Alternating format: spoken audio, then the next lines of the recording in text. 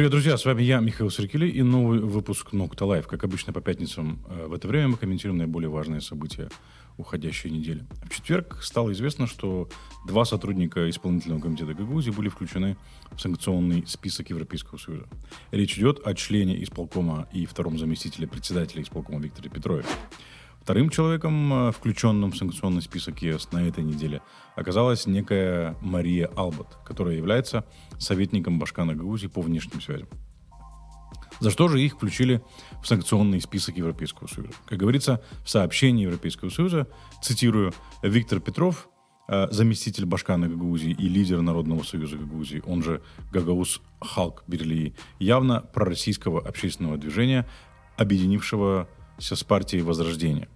Политическую поддержку ему оказывает фигурант санкционного списка ЕС Илон Шор. Виктор Петров активно занимается распространением дезинформации, разжиганием насилия и страха среди гагаузов Молдовы в связи с возможной потерей автономии, спровоцированной властями Кишинева. Ранее был заблокирован один из сайтов Петрова gagauznews.md. Тем не менее, распространение информации продолжается через новый домен gagauznews.com и через заявление Петрова. Подрывая демократический политический процесс и дестабилизируя конституционный порядок, Виктор Петров поддерживает действия и политику, которые подрывают и ставят под угрозу демократию и верховенство закона и стабильность в Молдове. Он также связан с Илоном Шором. Конец цитаты.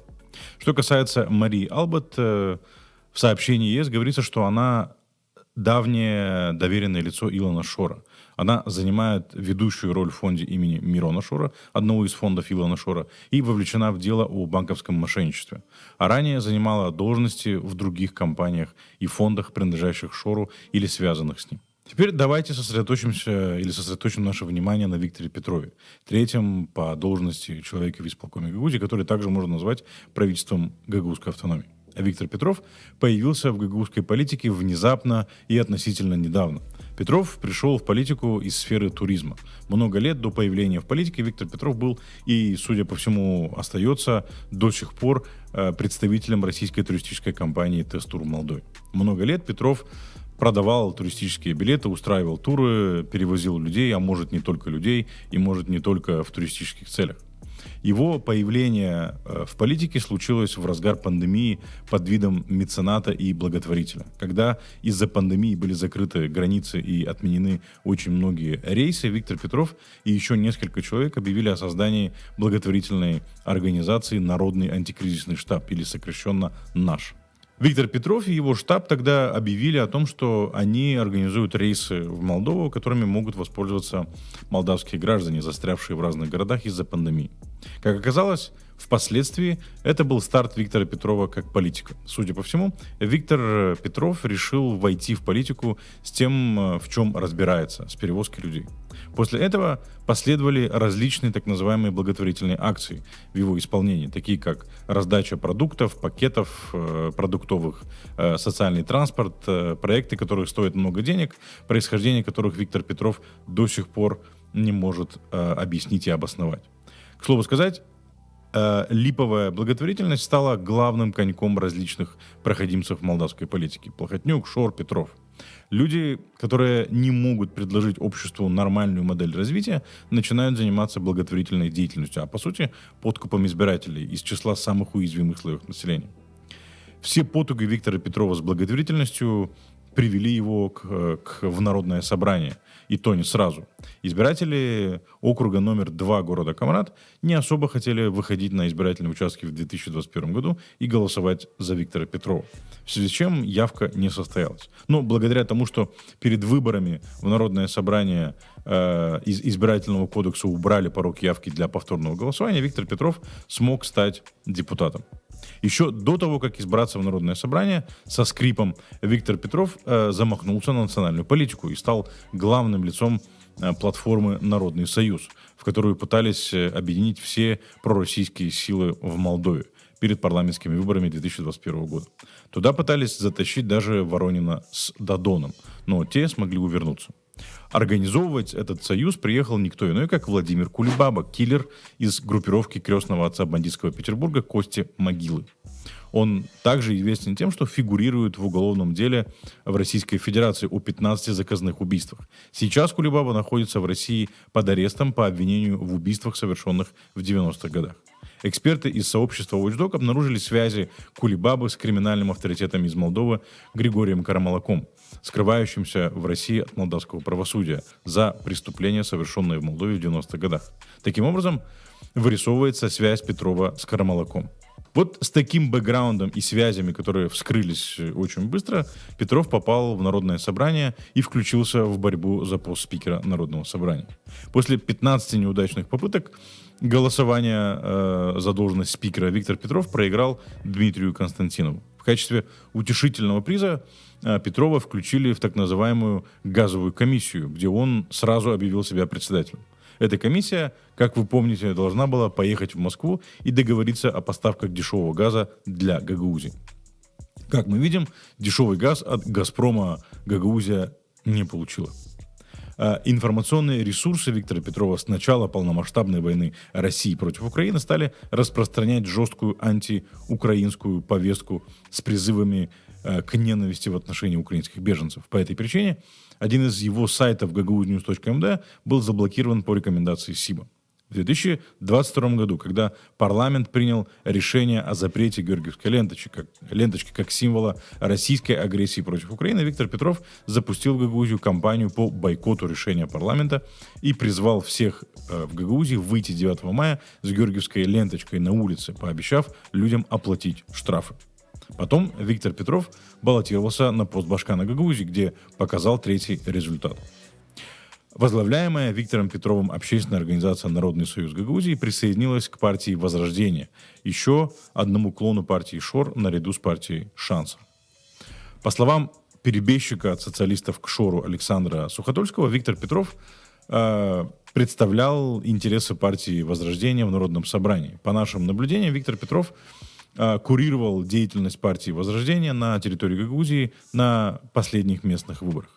После башканских выборов в сети появилось фото с камер наблюдения Кишиневского международного аэропорта, где Виктор Петров стоял у стойки регистрации для вылета в Израиль. Петров подтвердил, что он был в Израиле и встречался там с Илоном Шором. Потом Виктор Петров оказался в составе исполкома Гагаузии, представленного Шором. Я ничего не перепутал. Как вы помните, состав исполкома после башканских выборов представлял ШОР, а не ГУЦУЛ, что является достаточным основанием, чтобы отправить ее в отставку, поскольку она передала свои полномочия третьему лицу, на что не имела права. Тут следует напомнить, что до представления состава исполкома на утверждение в Народное собрание ШОР заявил, что нанял какую-то супер-пупер рекрутинговую кампанию из России для отбора профессионалов в исполком Гагаузии. Мы не знаем, на самом ли деле кто-то занимался отбором кандидатов, кроме ШОРа, но когда мы увидели список, предложенный ШОРом, мы поняли, что отбор, скорее всего, был отрицательным. За какие заслуги Виктор Петров был выдвинут в члены исполкома, мы так и не поняли. Сегодня Виктор Петров является вторым замом председателя исполкома и курирует социальную сферу в Гагаузии, включая сферу образования. Не нужно быть специалистом в области HR, чтобы понять, что Виктор Петров и система образования далеки друг от друга. Вот таким образом Виктор Петров попал в санкционный список Европейского Союза, успев испачкаться различными связями с киллерами, беглыми олигархами и преступниками. Судя по всему, связи с различными персонажами и из криминального мира Виктор Петров наладил давно, просто они всплыли вместе с Петровым в момент его появления в политике. Лично для Виктора Петрова нахождение в санкционном списке ЕС будет иметь вполне конкретные и очень серьезные последствия. Это ограничит его возможность вести финансовые операции, вести бизнес в Европейском Союзе, а также и в Республике Молдова, которая присоединилась к санкциям Европейского Союза. Если бы это касалось только Виктора Петрова, то это было бы полбеды. Проблема в том, что это напрямую касается и Гагаузии, поскольку Виктор Петров является одним из высших должностных лиц в автономии. Формально это третье лицо в структуре исполнительной власти Гагаузии. До включения Виктора Петрова в санкционный список Европейского Союза санкции Европейского Союза касались Гагаузию опосредованно через Илона Шора, который хоть и управляет Гагаузией фактически, но формально никаких должностей в Гагаузии не занимает. Теперь же Представитель гагаузской власти фигурирует в санкционном списке Европейского Союза. Это означает, что с этого момента европейские партнеры имеют все законные основания не вести никаких дел с исполнительным комитетом Гагаузии. Это также может негативно сказаться и на примариях, которыми руководят примары от партии Возрождения. Каким образом это может повлиять на эти села, покажет время, но я полагаю, что это может ограничить их доступ к проектам, финансируемым Европейским Союзом. Включение Петрова в санкционный список ЕС свидетельствует о том, что негативные последствия для Гагаузии от выбора Илона Шора будут только усугубляться. И эти негативные последствия будут касаться абсолютно всех. И тех, кто проголосовал за Евгению Гуцул, и тех, кто открестился от этого, посчитав это неважным. Я понимаю, что многие не придадут этому значения, потому что российская пропаганда убедила их в том, что Европейскому Союзу скоро конец. Мы видим, как российская пропаганда разгоняет этот нарратив на протяжении нескольких лет. А по сути здесь нет ничего нового, потому что российская пропаганда переняла этот нарратив у Советского Союза, который в свою очередь 70 лет подряд продвигал нарратив про загнивающий Запад и скорый конец Америки. Но, как мы видим, Запад процветает, а Советского Союза больше нет. Смею вас огорчить, господа, но Европейский Союз будет жить, развиваться и укрепляться, а скорый конец Европейскому Союзу существует только в ваших влажных и бурных фантазиях. Это новый этап изоляции Гагаузии, и, судя по всему, не последний. Могу предположить, что это не последний член исполнительного комитета, который будет включен в санкционный список Европейского Союза. Вполне возможно, санкционный список ЕС — это не единственный санкционный список, в который будут включены представители власти Гагаузии. Вполне возможно, то же самое сделают и другие западные страны и партнеры, как это было ранее, например, с Илоном Шором и Владом Плохотнюком. Как мы видим, события развиваются очень стремительно. Еще каких-то 5 лет назад было сложно себе представить, что Гагаузия может оказаться в такой ситуации. Да что там 5 лет назад? Еще год назад при возникновении каких-то политических разногласий между Кишиневым и Камратом международные партнеры были склонны становиться на защиту Камрата. Теперь Гагаузия воспринимается как источник проблемы.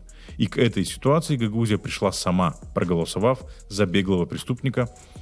Причем, когда Гагаузия за него проголосовала, а точнее за его марионетку, он уже был в санкционном списке США и Европейского Союза. В Гагаузии тогда многие посчитали, что это несерьезно, и если Европейский Союз перестанет финансировать проекты в Гагаузии, то Шор покроет все издержки, построит аэропорт, Гагаузленд и завалит всех деньгами.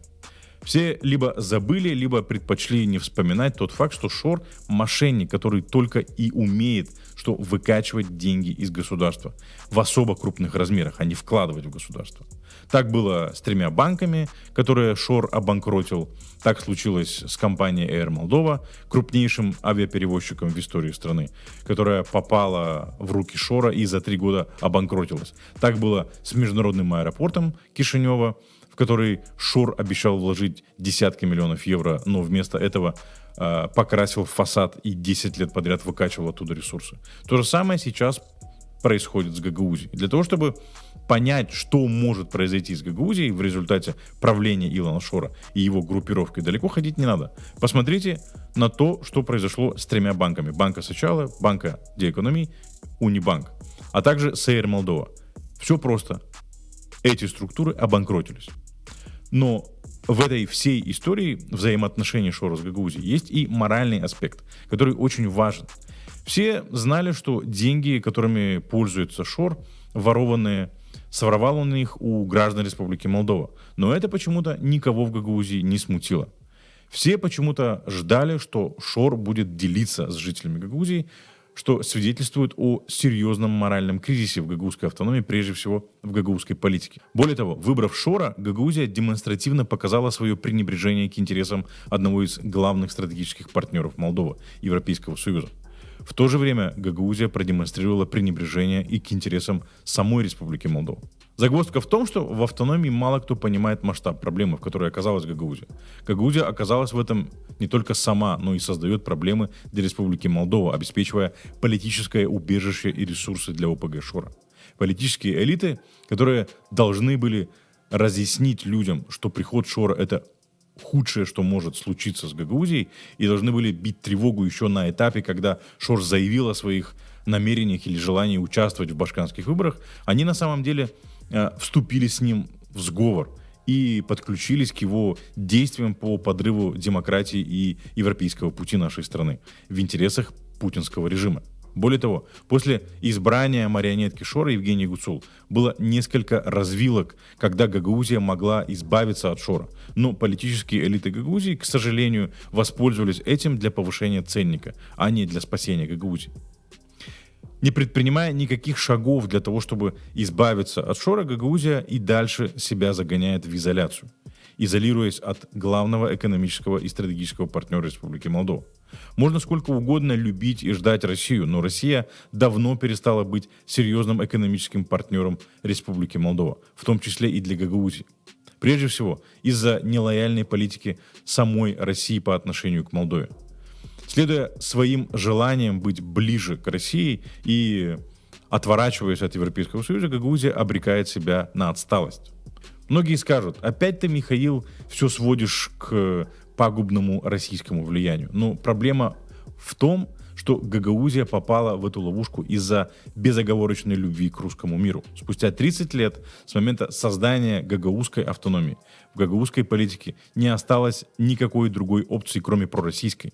Все политики, представленные в политическом пространстве автономии, соревнуются друг с другом в том, кто более пророссийский. Самая большая проблема в том, что мы дошли до ситуации, когда никакая другая опция, кроме пророссийской, гагаузским обществом, к сожалению, не рассматривается. Это и есть на самом деле ловушка, в которую угодила Гагаузия, и мало кто это понимает. Тут стоит вспомнить то, что я уже высказывал в своих монологах. Я имею в виду то, куда эволюционировал местный гагаузский политический класс и куда эволюционировал республиканский политический класс. Во всяком случае, та его часть, которая сейчас управляет Республикой Молдова. После развала Советского Союза и республиканский, и местный гагаузский политический класс думали примерно одинаково, руководствовались примерно теми же принципами и ценностями, которые они унаследовали от Советского Союза. Но с началом третьего десятилетия 21 века в республиканской и местной гагаузской политике произошло тотальное обновление политического класса. И давайте сравним тех, кто пришел на смену старой политической гвардии в республиканскую политику, и теми, кто пришел на смену старой гвардии в гагаузскую местную политику. Сколько угодно можно поясничать, что по поводу того, что там выпускники Гарварда, и они жизни не видели. Это все поясничество, не более того. Все они видели и обладают большим багажом знаний, которые сейчас применяют. Давайте сравним, например, того же Спыну, который был вице-премьером правительства, и Виктора Петрова, который сейчас, можно сказать, вице-премьер, но на уровне Гагаузии. Возникла проблема с поставками газа, и все мы видели, как эту проблему решил Спыну и как ее решил Петров. Спыну поехал в «Газпром» и привез контракт, а Петров даже неизвестно, доехал туда или не доехал. Мы все видели, как Майя Санду и люди, которых привела она в политику, разрешили газовый кризис. Они обеспечили альтернативные поставки газа и привлекли у партнеров средства на компенсации. И никто не умер от холода и голода. А газовая комиссия Петрова организовала пару брифингов в Камрате, и на этом все. Или сравните Нику Попеску, бывшего вице-премьера и министра иностранных дел, и Илью Узуна, который тоже вице-премьер, но на уровне правительства Гагаузии. Я, честно говоря, даже не хочу оскорблять Нику Попеску этим сравнением. Здесь и так все ясно. И разница здесь в том, что одни ориентируются на Запад, а другие на Россию. Ориентация на Запад или на Россию формирует ценности, политические связи и капитал. Одни, ориентируясь на Запад, накопили связи среди министров, президентов, бизнесменов стран Европы. Другие, ориентируясь на Россию, накопили в виде политического капитала связи с киллерами и мошенниками. Вот вам и разница. Проблема гагаузской политики в том, что среди нового поколения гагаузских политиков в основном Викторы Петровы с мутными связями и бэкграундом. Других не осталось.